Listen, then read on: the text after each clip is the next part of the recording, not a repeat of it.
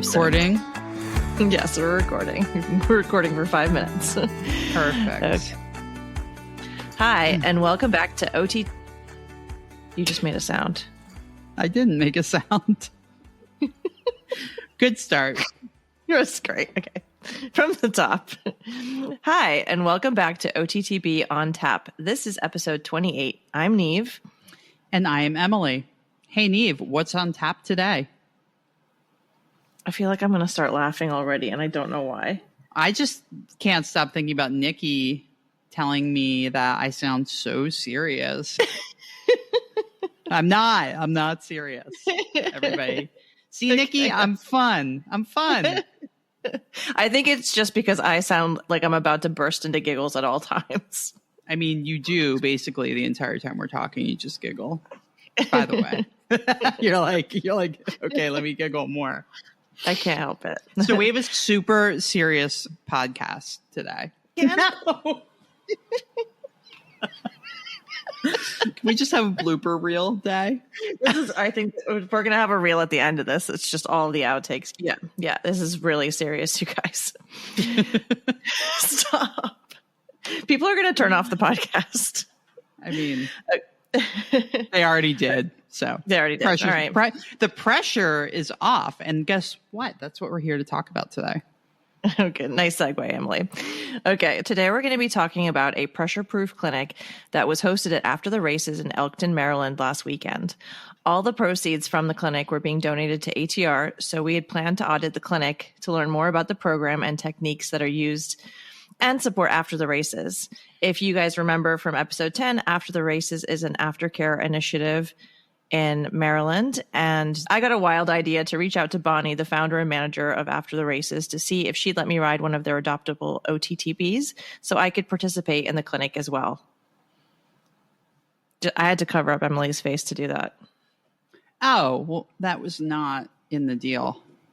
If my face was covered, you don't get a beer. Oh, man. Okay. Say something about Niamh's wild ideas. Actually, when Niamh texted me and she was like, I think I'm going to ask Bonnie if I can ride one of her horses in the clinic, I was very happy. I thought that was a great idea. So the clinic was taught by Kathy Goodman, who actually reached out at the beginning of May to be a potential podcast guest. And she seems super interesting. She's not only a pressure-proof coach, but she also has 2 OTTBs that she is training for the RRP Makeover this year. She's also a board member for Mareworthy, which is a charity that supports OTTB mares. And she's also midway through her USDFL program. We are interviewing Kathy in the next week or so, so look out for that full episode coming soon to learn more about Kathy and her background and how the heck she balances 4 major initiatives like all good horsewomen. It should be interesting. So, Niamh, can you tell us about the horse you were riding and how were you feeling going into this clinic? Did you have any sort of background about what pressure proof was about, or were you going in totally cold? I was going in totally cold, though I did look up the information on After the Races website, and then also Strider had a pretty good description on there. As someone who tends to not handle pressure very well, just based on the name, I thought this sounded like something I should sign up for. If you know anything about me at all in person, I'm just somebody that can tend to kind of crumble under pressure. So it's really good for me to put myself in situations where I can test that threshold a little bit and see if I can't overcome some of my insecurities. The horse that I was riding is a lovely 16-hand 6-year-old mare named Some Is 9. She's by Super 99 out of an Awesome Again mare. She came to After the Races in partnership with Beyond the Wire, which is another aftercare initiative program based in Maryland. She raced 41 times, having last raced in February of 2024, and she's RRP eligible. She retired sound and, according to After the Races, has no limitations. Bonnie described her as being straightforward and good for the handful of rides that she's had since arriving to After the Races, and we'll post her info along with this episode.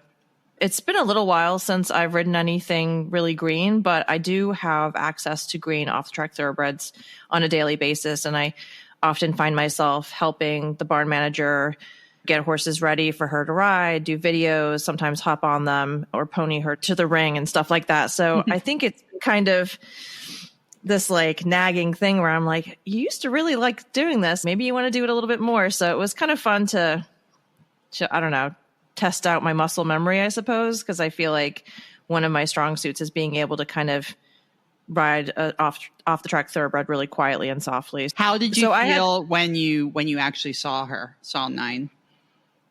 Oh, I just thought she was cute as a button. She's got a star and a really cute snip. She's a bright bay with black mane and tail. She's just my type. She's short coupled, a little on the more feminine side, perfect height for somebody who's 5'6". So I was glad that I wasn't going to be climbing on some 17-hand horse for the first time. And so then whatever idea I had about pressure proof was a little bit different than what it really and truly is. And the goal of the pressure proof clinics is to use a series of activities and games to see how your brain functions under stress and pressure while also riding. I had a totally different idea of what I thought we were going to be doing. And so it was kind of interesting to see how the program came together. Well, I have to admit, apparently I don't read very well because I had a totally wrong idea about what this clinic was about. I, just from reading the title, and maybe I made this connection or preconceived notion because it was being held at a facility that primarily focuses on green off-track thoroughbreds or green horses in general. I thought that the clinic was going to be more about the horse and how to take a horse and put it in certain situations and maybe diffuse it a bit and get the horse exposed to, I was kind of envisioning like different obstacles or pool noodles or tarps or flags or things like that. Yeah. And while that's great, I was really excited when I learned what the clinic was actually about. I think a lot of riders can probably relate to this, not only from a pressure perspective, but I think I'm always bringing it down, but especially in the past with maybe helmets that weren't the best quality. I know helmet technology's come a really long way. I know a lot of riders have had a lot of concussions, to be very honest, and that can definitely affect not only your ability to cope with pressure, but your ability to remember something while you're engaging in another activity. So think about remembering your course when you're at a show or riding at a clinic with a really well-known rider. Maybe all the wheels start to come off. So I thought that this is a really excellent exercise for those situations as well. So why don't you tell us a little bit about the group of horses and riders you were with? I believe there was another ATR horse in your group as well, right? Yeah. A 3-year-old chestnut mare named Connie. She was really, really cute as well. So there were 5 riders in my group, and it was the greenest of the day. So we were primarily just working on sort of ground pole exercises, which sounds really silly for someone with experience to do, but honestly, I don't think I could have handled anything else, and we'll get to that in a minute. But they were all off-track thoroughbreds as far as I know, and kind of a wide gamut of different types of horses, different skill levels of riders. And it was kind of interesting. When we had our business, we would tend to ride 1 or 2 horses in the ring at the same time. It can be a very different experience to have a whole group of horses in an environment like that. I was on a horse who lived at the farm, but everybody else was a horse that had shipped in. So you have a little bit of anxiety, a little bit of atmospheric tension. Mm-hmm. There were quite a lot of spectators. There were a lot of dogs. And so I think from an environmental experience, it was a lot for those horses. So I think it was a very challenging environment, but made for a lot of success by the end of the session. Yeah. And I mean, it made sense. The ring has a proper fence around it with a gate, and all 5 horses and riders, I believe. And then several additional people, plus all the jumps and everything. And I think at one point in the beginning, one of the horses spooked at who knows what, and it just kind of set off a chain reaction amongst all of the horses. But I don't want to say it helped the situation, but it added like kind of an additional layer of pressure to make the riders really kind of cope with in real time and deal with as the clinic was starting. Yeah, because that was really when she was just kind of introducing herself to us. And then all of a sudden, all of the horses were kind of scattered in different directions. And so I found out that, like all horses, when there's a chain reaction, the horse I was riding did spin around, but there was nothing naughty about it. She just reacted to the other horses and she came right back to me. And then I just went on from there and just patted her and told her she was a good girl. So yeah, like you said, it added this additional stressor. Because then you had to kind of decide, well, now my horse is a little bit agitated, so do I just walk it around? And Kathy was really fair about that, where she said, if your horse doesn't want to stand, that's fine. You can hop off your horse while I'm talking, or if you're in between your activities, or you can keep walking around, whatever. The horse comes first. Yeah. Yeah, she was definitely big on the horse coming first throughout. I think that was one of the big takeaways. So the ring setup, I'll be honest, I was outside of the ring and I wasn't within the best hearing distance while Kathy started to explain what was going on. And I still didn't really know what the clinic was actually about. I did notice that there were numbers on the jumps that were ground pole level. And then there were different blocks that had numbers around them too. So how did Kathy sort of get your group going? So she kind of explained to us that we were going to be playing a game. And the game would involve a series of tasks that she would have us do individually. She would give us 3 different things to do for each activity. And then she had helpers with her that had clipboards where they could keep score. And then her partner was the timer. So that it was timed. So your goal was to come as close to the optimum time for each activity. And then she'd give you 3 things to do. And if you failed at any of those, you would accrue penalty points. And she threatened that you would end up doing sit-ups if you accrued more than 50 penalty points. And I think it was like, but don't worry, it's only 50 sit-ups unless you accrue like the next tier of penalty points. And I think everybody in the ring went a little pale because I feel like nobody had probably done a sit-up in a while. I don't mean that in any sort of way, but I was just trying to picture, where is everyone going to lay down and do these sit-ups? Do I have to hold Niamh's feet? What's going to go on with this? All the confidence I had that you guys were going to do everything correctly. So right off the bat, I was like, I'm just sorry in advance. And Kathy was like, what for? For all the sit-ups everyone's going to have to do. But, what she wanted us to realize was that she was putting us in a pressured environment with a consequence for not paying attention. It wasn't just go out there and do your best, and then we'll all tell you did a great job. It was, no, go out there, follow the activities, and there's going to be a penalty for getting it wrong and for letting your brain get out of control. So, for example, each of the jumps had numbers on them. And then there was one jump that she called the squirrel, which was like this bonus jump. It was cut in half that were like a mound kind of. It was a bit spooky looking for very green horses, but it was very friendly. But there were no other jumps that you were jumping. So I think it was a bit of a challenge compared to the other aspects of the clinic. Yeah, absolutely. So she would say, okay, you have to do this activity in 25 seconds. You can pick any 3 fences you want to go over. And then I'm going to tell you that you also need to count down 3 strides before each fence. So that's 2 activities. Then the third activity would be, I'm going to tell you to go inside, through, or outside the cones or the blocks that were set up. And they were sort of set up like in line with the jumps. And maybe I'll do like a little MS Paint diagram of how things were set up so this makes more sense. So anyways, easier said than done, because you're trying to pay attention to the time like you would on like a regular jump course. You're trying to pick a course for yourself on the fly. Right.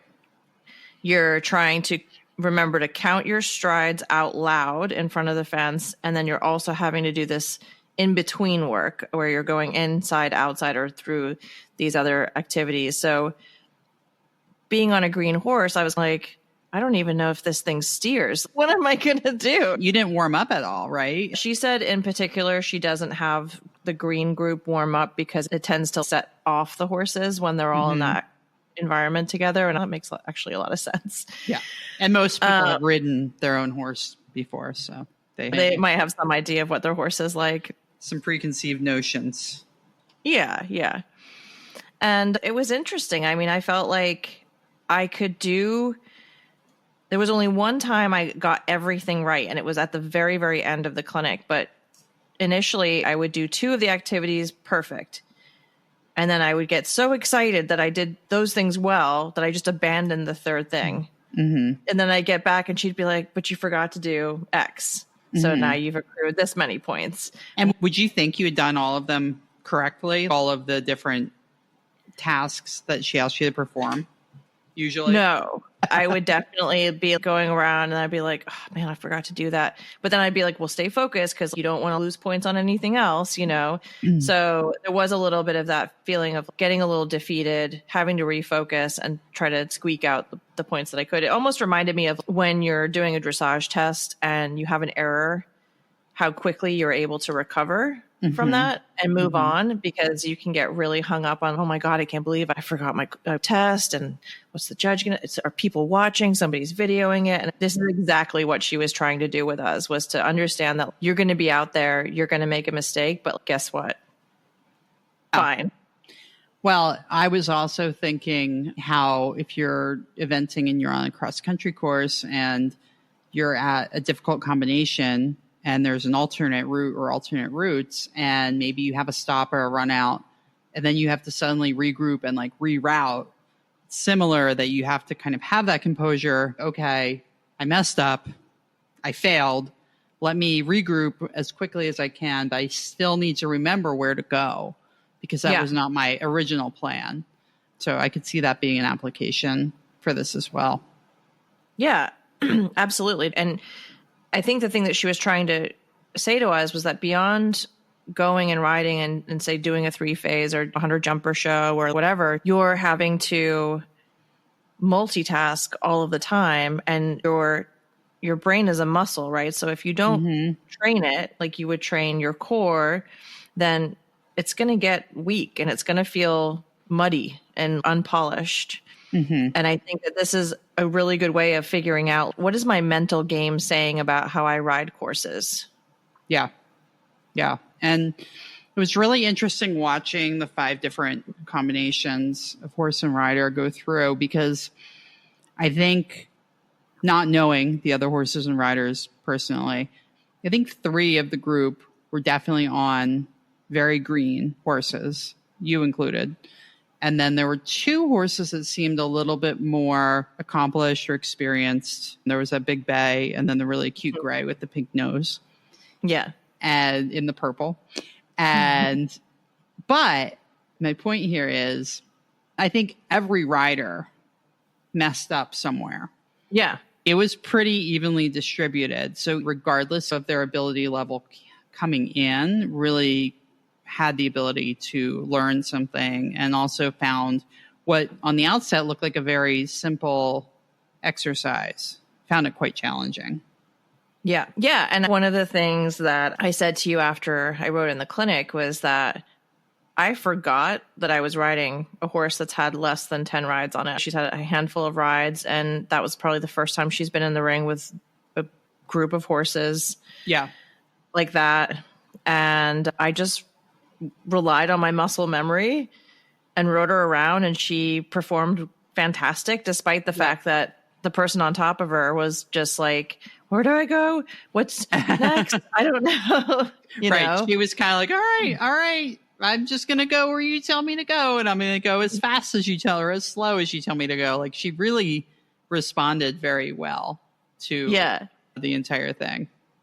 And sometimes I can get pretty overwhelmed. I'm already a bit of like a critical and overthinking type of rider. And it is hard for me to tell the hamsters to get off the wheel sometimes. But in another kind of way, I think I need to sometimes allow my brain to get a little bit overwhelmed, because I think it allows me to sort of filter out some of the noise and say, yes, that's there, but you don't need to worry about that right now. You've got this to focus on.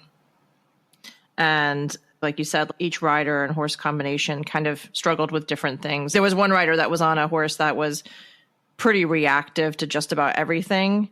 But she had such a great attitude about everything that she was doing. And it was really inspiring to watch. And I love being in groups with green horses, because I feel like that's where so much learning happens, just from watching and being around them and seeing how people get through those struggles. Yeah, So I think you learn a lot about a rider and their kind of innate personality or philosophy. Because you're right. I believe I heard them say it was that horse's first time like going to another place to participate in something like this, maybe since it came off the track.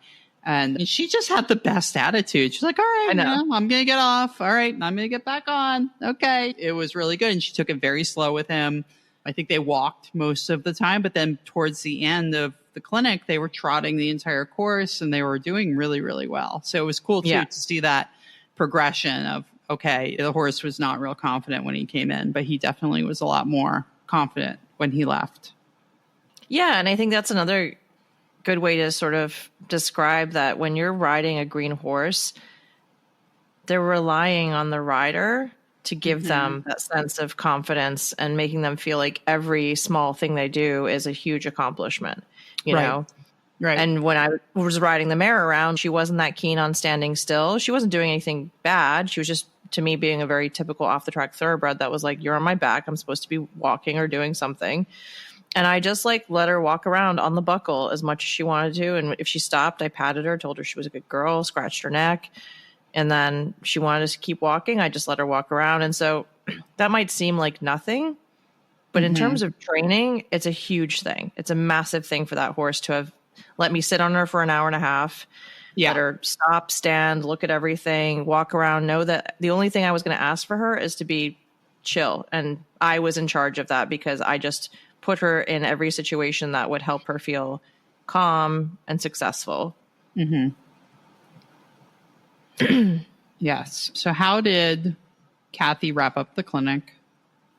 Well, she started with these obstacles and she would have us do 3 things for every activity. But by the end of the clinic, we were doing 5 and 6 jumps in quotes, and it'll double the time that we started with. So then you've got, twice as much time to mess things up.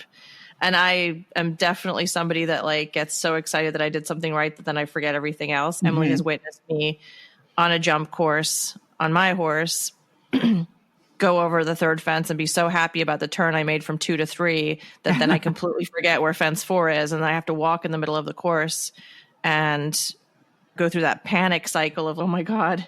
But I think it was Lucinda. She said something about David O'Connor at the Sydney Olympics. He was in medal contention and he got out in show jumping. And he forgot where a fence was. And it was a huge brick wall fence. And he literally stopped, walked, and everybody in the crowd's like, it's the brick wall. It's the brick wall. And then he remembered, continued, and stayed in medal contention. And she was like, everybody does it. And if you stop and walk and remember your course, that's okay. Right. So, I believe he won the individual gold there. Yeah, I think that's right. Little nerve-wracking when that happens. But I think if you're able to have the confidence in yourself to stop and then regroup, it's better than just blindly going along like maybe the jump will come up. Yeah. And I'm definitely guilty of getting tunnel vision when I get stressed out. And so sometimes it's really good for me just to like take a breath. And so, oxygen does help your brain work also. So if you're holding your breath on course, and that was some of the reason that she was actually having us count strides in front of the fence. It's actually not something that I like to do because I'll start hyperventilating. But I understood her theory behind it, which was you are forced to get oxygen into your system when you do that. And that does help your brain function. I was riding in a clinic with Jimmy Wofford years ago, and I was on a horse I'd never sat on. And I had just started working for somebody, and that was literally my first day. We went to the Jimmy Wofford clinic and got on this random OTTB and I was like, all right, I guess we're doing this. And we were jumping courses, which is funny because a lot of his clinics are gymnastics and I'd be very comfortable taking a green horse to most gymnastic sessions. But this was actually cantering courses. And I think the horse had done a little bit, but he was still very green. And finally, Jimmy was like, you're going to pass out. He's like, you're holding your breath. And I was like, I didn't know I was holding my breath. But then he made you're like, no, I'm not. You're like, yeah. So he made me count out loud, not strides to the jumps or anything like that, but just count around the entire course as I was going, which was horrible. But it was interesting because you don't know you're holding your breath sometimes. And then you're like, oh, that's why my brain's not working and I can't make decisions. If you're forced to expel air by speaking, you have to breathe in, particularly when you're cantering, of course. So interesting. Exactly. And she actually did describe some techniques that other sports psychologists will have you use. She said sometimes there just isn't time when you're out on course to do something like box breathing, which is very therapeutic, but you really can't stop and work on a pattern of box breathing when you're out on course. So she wanted to kind of put us in a situation that was very mind-bending. And then she wanted us to almost feel like you had that same pressure of a show or a clinic or high-pressure situation. But she reminded us that never in any of those situations would we be asked to do 3 or 4 mental activities while also having to complete a course or ride a dressage test or do a jumper round. Right. And it was really good to sort of prove to ourselves that we could allow our brains to be a little bit overwhelmed and still complete the task at hand, knowing that in a real environment, a show environment, we might be handling 2 tasks, which might be making sure that you get in the dressage ring and you remember your test. Or on the jumper ring, it's that you try to get the time and that you leave the fences up or remember your course. So it's just simplifying the stressors that you're handed on a show day or a clinic day or a high pressure day. So I know you mentioned a couple, but what are some of your takeaways about the clinic for yourself? And what did you make of riding the ATR horse 9 during the clinic? For me, it was, like I said, just understanding that I'm somebody who can tend to micromanage a little bit or maybe want to do a little bit too much. And sometimes simple is the answer. And I think that as riders in general, we're all a bit too hard on ourselves. I see this all the time with people when they post online about being at a show and they're just quick to blame themselves, quick to say to everybody, I let my horse down today because I didn't remember the jump. And how could I have done that? We've practiced this. Yes, but you're also sort of forgetting all of the good that happened that day and the stuff that you did accomplish. And I think she really wanted us to remember there's more to it than just getting the ribbon or completing the course under the optimum time or remembering the dressage test. It was, did I nail my canter transitions today? Yes. Well, then that's a success. And so compartmentalize the mental stress and then the successes of the day and wanting to highlight the good things that happen in that situation. Because she was saying something like, it's no easy feat going to a show and asking yourself and the horse to complete 3 phases, let's say, for an event. I tend to do this thing where I compartmentalize every segment of what I'm doing. So for me, and she talked about this a little bit over the lunch break, but I like to just say, okay, one activity is putting on my clothes for dressage. And then the next activity is getting my horse ready.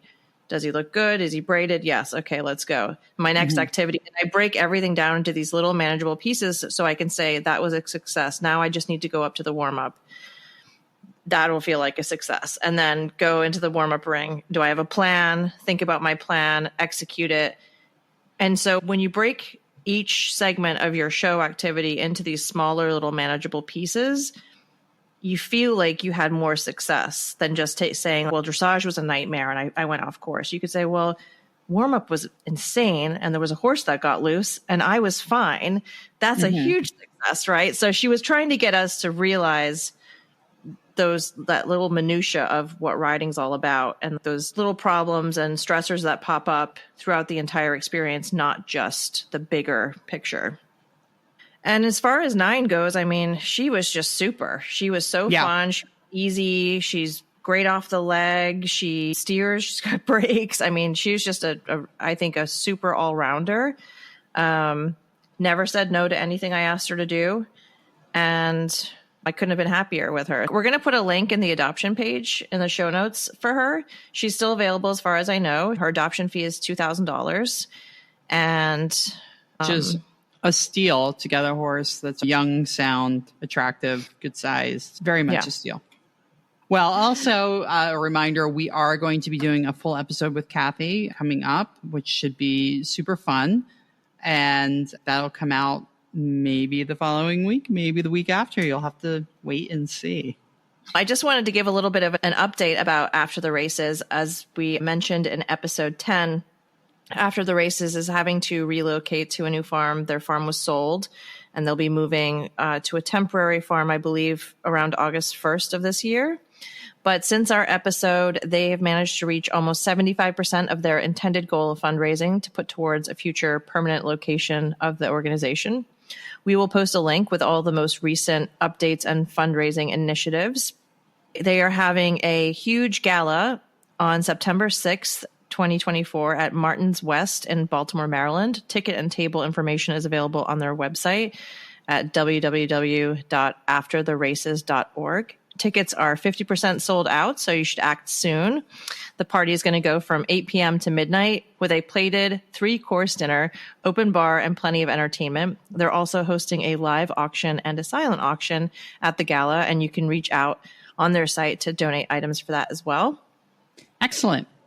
So if you liked what you heard today, please leave us a 5-star review on Apple Podcasts. You can find OTTB on tap on Facebook, Instagram, and TikTok. Please give us a like and follow. We also love hearing from our listeners, so feel free to reach out to us with potential interview candidates, topic suggestions, or even just feedback at ottbontap.com.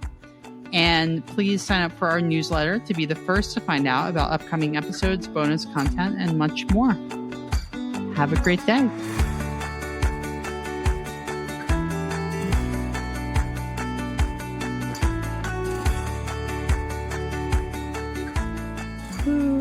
Why are you laughing already? I don't know. Because the two of us can't, we need a guest. We can't just do an episode with the two of us. Just in case nobody knows this, Emily and I have been best friends for a really long time, and we cannot record this podcast in the same room with one another because this is what happens. And now I'm going to have to put a Post-it note over your face. Well, yeah, usually I have like the faces Here, hidden. I've got this dish towel. People. I'm going to put this dish towel over your face. Okay, perfect. Okay, I mean, I could say something, but I'm not going to. Oh.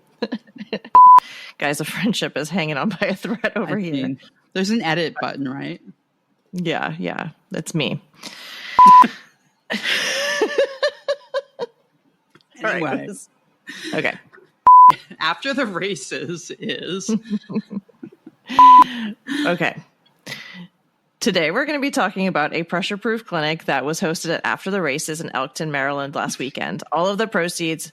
Are you laughing again? I'm sorry. All right, take 12.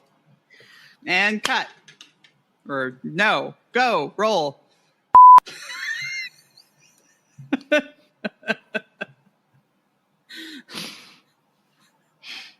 you done?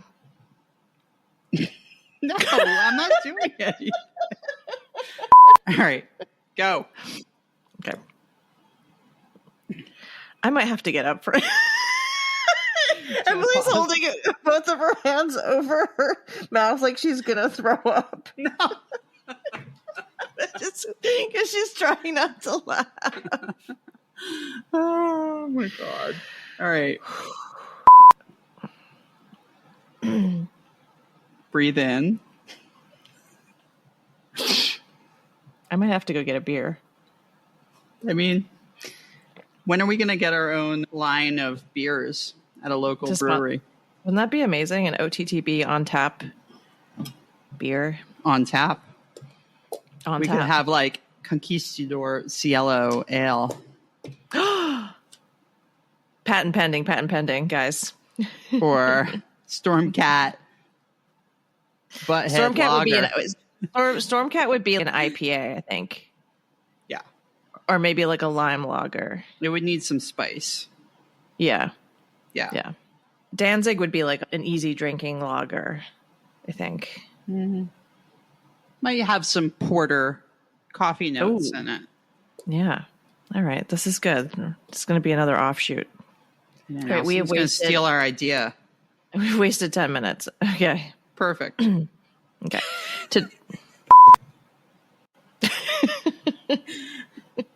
All right, All right, I'm going to get a beer. I'll be right back. You can. All right, I'm going to get a beer too. I'll be right back too. You're just going to keep talking. Yeah, I'm going to steal the air. Niamh's finally letting me talk, guys.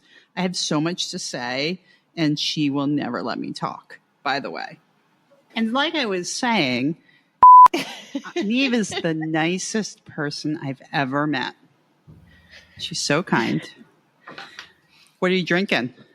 She can't hear me. Hi. Were you talking about me? No. Okay, cool. What are you drinking? What do you think? How would you describe that? Perpetual IPA? Oh, you mean as a horse? Sure. We should do an episode where it's beer or horse name. Ooh, like that would be a fun one. Jockey club name or beer. That would be a really good. Have a truly. A truly. Okay. All right. Hopefully this will calm us down. Right. No guarantees. Usually when you have an alcoholic beverage, you laugh less. Oh, yeah. For sure. The tears are just going to come. Be warned, everybody. I just went out to the living room and my boyfriend's sitting there and I'm just giggling uncontrollably. And he's like, you do need to get it together. Could he hear you from laughing? I was just giggling all the way down the hallway. Oh. Stop having fun. I know. Okay. All right. Now you're really under pressure. So I will buy you a beer if you can get through this intro without laughing. Okay.